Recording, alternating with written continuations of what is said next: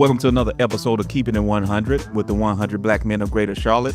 Again, my name is Mario D. King, and today we're going to be talking about this word called adversity and how do you overcome it. So I got a group of mentees with me to my left. So we'll start with you. Introduce yourself and what's your mood for the day? Hello, my name is Aiden Mills, and I'm kind of just calm right now. Yeah. All right. Hello, my name is Trace Debt, and I'm like same in a calm mood, but like it might change like over the day. Okay. Hey, I'm Miles. It's my second year in 100 Black Men, and I'm very, very chill today. Very chill. So we got calm, chill. That's how we feeling today. All right. So my mood, two things. Number one, I'm feeling kind of ebullient. Look that word up. So that means joy. So I'm going to try to bring some joy to the conversation. So again, today we're talking about how do you overcome adversity or how do you handle it? And let me T-ball the first question for you. And anybody can kind of jump in and answer. All right. So what is the most challenging obstacle you faced and how did you overcome it? It's a tough question. Loaded.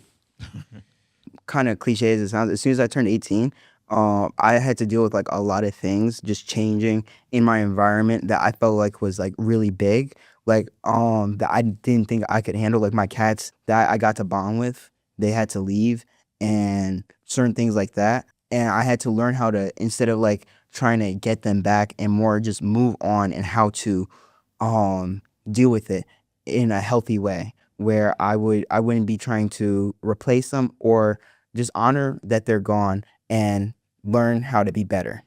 Okay, that's a deep I guess scenario because naturally when you are attached to something or when you lose something, there tends to be, I don't want to say mourning because that may not have been the case for you, but that there is that period of space where we have to get used to a new level of comfortability. So what was that safe haven for you to kind of get over that? I mean, for the longest time, it was my cats. Mentally, I had to just take a step back and go to my haven, which is just my room where I could just go, maybe watch a TV show, maybe just do something where I'm getting my mind, or go to the gym, something active where I'm not, or something where I'm just calm and laying down so I can just get my thoughts together. All right, so that's the golden nugget for the day. Make sure you're doing something active. All right, Trace, what about you? It's actually science because Oh, that's interesting. I thought like I'll be good at science because science is fun and interesting, but like it's like I like keep forgetting to remember my work, and if I don't finish it, I keep forgetting because I focus on my other stuff. So the way I do it is because I still I now just check Power School every day, and I see these assignments in science. It's like, oh yeah, I forgot about that. Like I was like, oh, I got to turn it in before it's too late, or it's like that. Hey, that may be the first time I heard somebody kind of break away from doing something through science. Hey, that's pretty dope. What about you, Mal? So I feel like one obstacle I had to overcome would be moving from middle school to high school, and that happened a few years ago. And so I realized it's a whole different environment. Like for example, like the workload's different, the hours are different, what time you wake up is different. So Absolutely. I had to overcome that. I feel like I had my peers around me that helped me get over that. My coaches, my family, my friends, and so I feel like being social was really one of the things that really helped me move along. Yeah, I could definitely relate because when I made that transition, not from middle school to high school, but from high school to college, I got a story like I like to tell people all the time. So in college, when they do their midterms, it's not usually at the same time or day that you regularly have the class. So I showed up on my regularly scheduled class, Right. Me not being disciplined, not really used to that transition, missed the whole test. But luckily, my professor had grace on me because he saw it in my face like I really didn't know, but I should have known. So he let me make it up. But he said you can't get no higher than a B. So again, I like you have to make sure that you're social, make sure you're aware of what that transition gonna be like. You was gonna add something to it?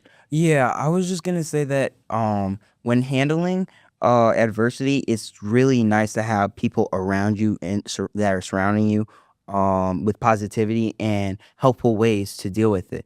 Because if you're having negative influences, it could lead you down a negative way or a way that is more of avoiding than handling the adversity. Yeah, I can agree with that. So my next question, that's a great segue. You talked about the influences and the positives and the negatives. So when it feels like everything is going against you, like how do you stay motivated? Like what are you doing to kind of keep you to want to push through whatever obstacle you're going through? For me, I really keep the goal in my mind, in the back of my head. Nice. I use some music to help me lock in on that goal, and I really just stay focused on everything I do. So that's one of the things I really do. Yeah, is you keep lock the in. goal. I like that. What about you, Aiden? So I try to do that, but like sometimes I have to just sit with myself and just be like, I want to go here. I'm right here. And I want to go here, and I want to be able to do like whatever it is. Like let's say if my goal right now is to apply to 5 colleges and at least get into 2 or 3, is to make sure that I'm doing everything in my possibility to achieve that goal, so it just doesn't sit there and I'm just talking instead of walking. You know what I mean? Like Absolutely. Yeah. What about you, Trace? I think I'm still trying to figure it out. He's like, oh, this will help me. Like a couple of days later, a couple of weeks later, like I just like get like, nah, I'm not gonna do this. I'm not gonna do that. Find another thing. A couple of days, a couple of weeks, a couple of months later, it's like, nah, I'm not gonna do it. So I'm just trying to figure out what would just stay with me, like to help me with my other stuff except for school. Perfect. All right. So Trace, I think that's some good information. And what I love about, the 100 Black Men of Greater Charlotte and organizations and programs such as this, and even this podcast, with you being, the younger panelist amongst the group, and I say you still trying to figure things out, you can kind of learn on the fly. So you said, we heard what Miles said when he talked about he keep his goals at the forefront. Same thing with Aiden. I think that's a very valuable thing to do. Like what I do to try to stay disciplined in a lot of areas is 3 things: clarity, discipline, consistency. So whenever I'm going through something, if I keep those 3 things in mind, to your point, make sure you keep the objective or the goal in the forefront of your mind. Make sure you have the consistency. Make sure you're doing the actionable things to get you to that goal. And at the end of the day, make sure you have that discipline at the same time. So just keep those 3 things in mind. So as far as strategy, we talking about, again, emotions. How do you keep a positive mindset when chaos is just circling around you? I'd say is just focusing on yourself, because I realize you can't control anybody but yourself. Because when you're in a chaotic environment, everybody's acting off of everybody else, and they're acting off each other's energy. And so if you just focus on yourself and you just keep a calm energy, then things around you are probably going to get calmer. Absolutely. Control what you can control. I like that. In a chaotic environment, like there's some other things, but I would just say the easiest way is like just to leave. But like if you're in class, you can't leave. But like if you can leave, just leave, because you don't need to be in a chaotic environment like a lot of the times. Yeah. So tell me more about that. So when you say leave, are you talking physically or mentally? Because you can escape, both. You could do it both ways. So what are you referencing? Like if I'm chaotic, it's almost chaotic. It's hard for me to leave being chaotic. So like I meant like leave physically if you can, like if Remove yourself from the situation. But what if you can't? Like you was talking about the classroom. So how do you lock in mentally? What's your escape? it's harder when there's a substitute, because like the whole class just takes advantage of it. So like it's just hard. Like I most try to like bring some spare like ear muffins or something. Okay. All right. What about you, Aiden? I definitely agree. Removing yourself from the environment can help, but sometimes it could be chaos in just your own head, and it could just be very a lot. And I just think that if you can find and create a safe place and just a safe space, you could go library, a classroom, a teacher, just somewhere or somebody where you can feel comfort, or yeah, just really feel comfort, and where you can talk about how you're feeling. And like if you didn't have a good day, you could be like, hey, Miss So and So, or hey mom, or hey dad, this is kind of what I'm feeling. And you could just unload all of that at not all at one time, but just like throughout the week, and it could feel less stressful. All right. So Aiden, so you talked about stress, and I know we've been diving into the emotional aspect of handling, adversity or any kind of obstacles. So a lot of times, even with adults, right? So let's just say if you having a bad stretch, bad week, bad day, bad month, whatever that time period is, a lot of times you can lose confidence within yourself. You could be like, the woe is me, like, why are all these things happening to me? And you could really become down upon yourself. So how do you prevent that from happening amongst your age group? I have a long talk with myself and saying if all of these bad things are happening, it has to be for a reason. And instead of trying to place the blame on somebody, I what I learned recently is I need to go back and look in my own actions to see how I could have caused this, because nobody else is causing this for me.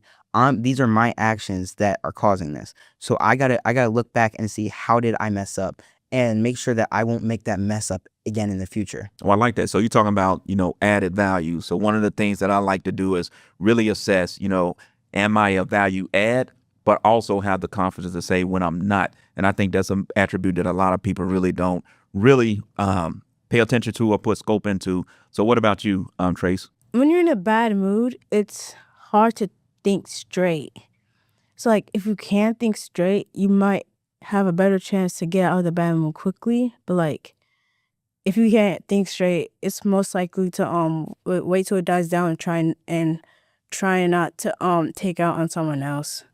All right. So Miles, for you, do you kind of when you in a funk, do you lose confidence within yourself? I know you say you like to control what you can control within your environment, but does the consistency of negative situations or whatever you may be going through, does it weigh down on you? And how do you kind of keep staying out that mind frame? When it constantly happens, it probably is going to take a toll on me.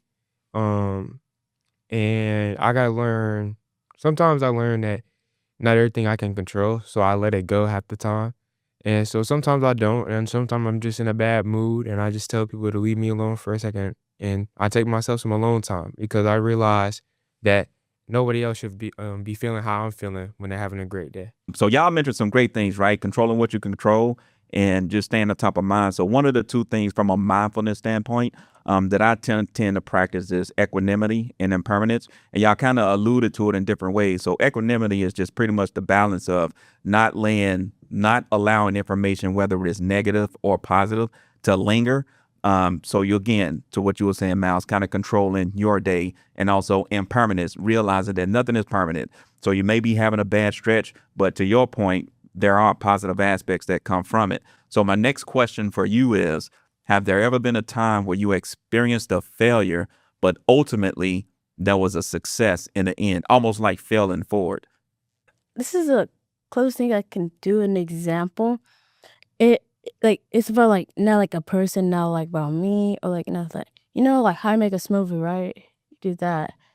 It failed, but me and my mom like tried other ways and it managed to make a smoothie, and it made like uh a success by like failing all the way to success. Like I would never like I'm not gonna say never give up because like that's just like people may give up, and like I sometimes give up too. So I'm just gonna say not never give up. Yeah, absolutely. Remember that you miss 100% of the shots that you don't take.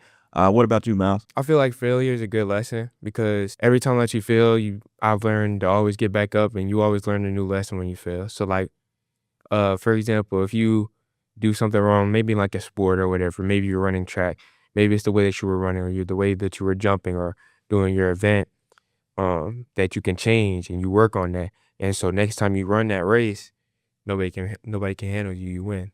Absolutely. So, what's your biggest obstacle you think you face today? Anybody play sports? What you play? Basketball. You got basketball. So, Yeah. what's your biggest challenge in that realm of basketball? Confidence. Confidence. All I've right. learned that basketball is 90% mental, Absolutely. and so that's a whole lot. And then I also run track, so I learned that's also mental as well. It's just sports is more mental than physical, in my opinion, because if you have that confidence, then nobody can really handle you. It doesn't really matter your physical prowess, unless obviously like you saying Bolt or something. Unless you naturally kind of physically gifted in that way. So you pretty much talking about the mama mentality, because you bring up a good point. A lot of people don't realize, and not even just sports, but I think life in general, a lot of it is your mental capacity. It's your mindset, your perspective of how you see different things. So what about you, Aiden? What would you like to add to it? What's the toughest obstacle you think you're facing today? Like on a day-to-day basis. Just day to day. Day-to-day basis, I'm not gonna lie. I think economics, at first it was fine. I got used to it, but like as we started building, everything built off of each other, right? And it kind of like when we're in the third unit, or well, we just finished it. We took the test yesterday, or on Thursday, but it was just very tough. I feel like just studying every day just to make sure, because I had a back-to-back test too. Okay.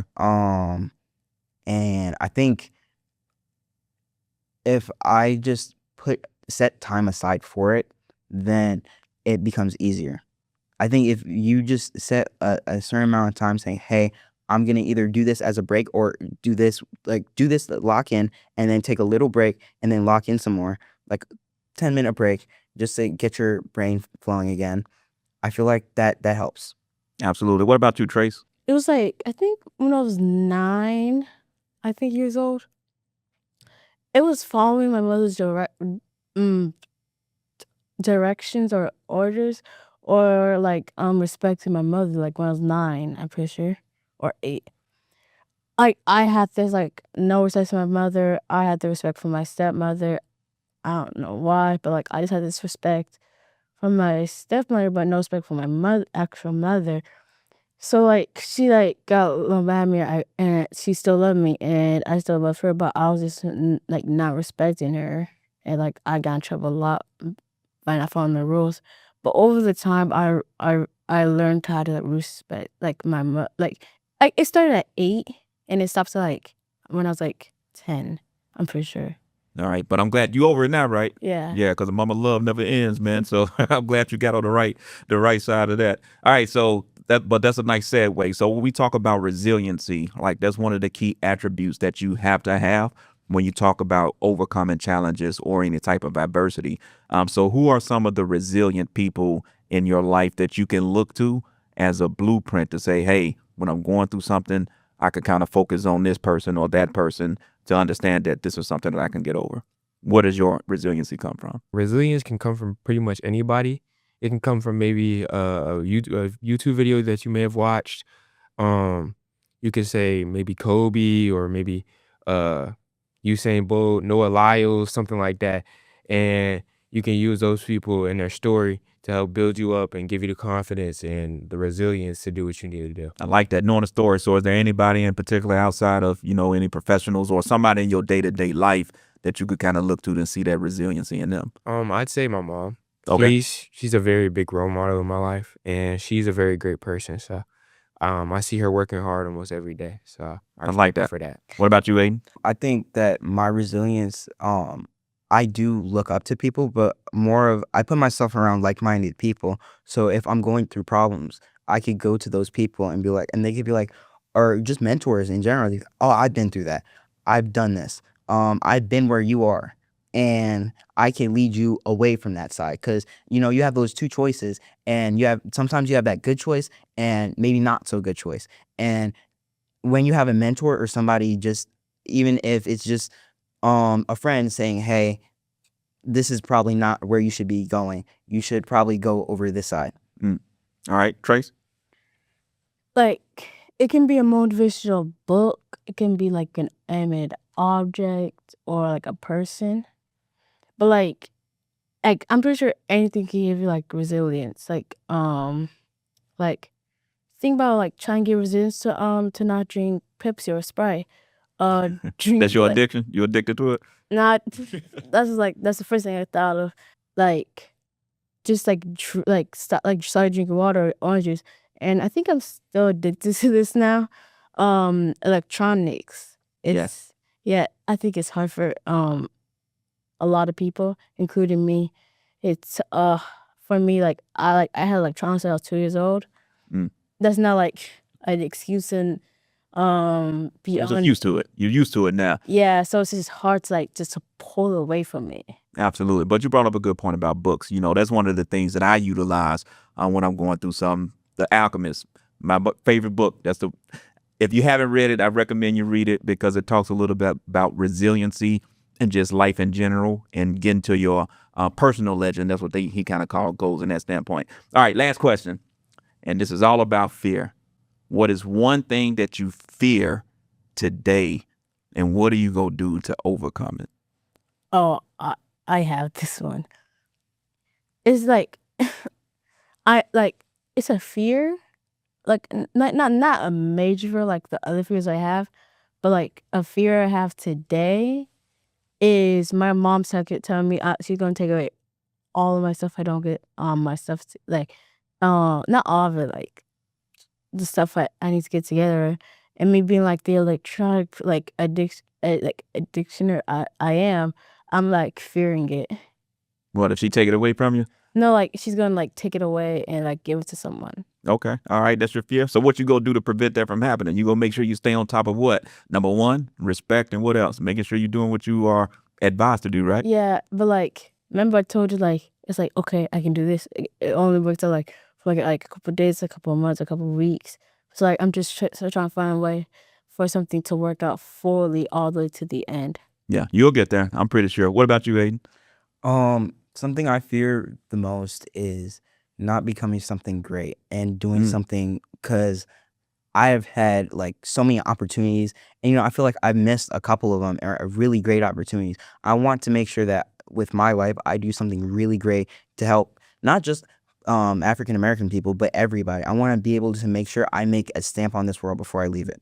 Absolutely. I love that. Make an impact. What about you, Miles? One of my fears, just to be honest, is really failure. Mm. Even though I've said multiple things on failures, it really is failure, because nobody really likes to fail, and I know I don't, because it hurts my soul when I do fail. So even though it can give me a great life lesson and tools that I need to learn, is just some of the things I fear, and I'm working to overcome that. Absolutely. One of the biggest things about fear, man, is not about the journey, it's the destination. You're going to have failures, along the way in your path. Like I alluded to earlier, just take some of those failures as, lessons. You kind of learn from them, learn to fail forward. So again, man, this was a great conversation. I love always politicking with our mentees here with the 100 Black Men of Greater Charlotte. So if you had one word of advice that you want to give to some of your peers or whoever may be watching this today, one word, what would that be as it relates to how do you handle adversity? Resilience. Resilience. Okay. What about you? Find the perfect way.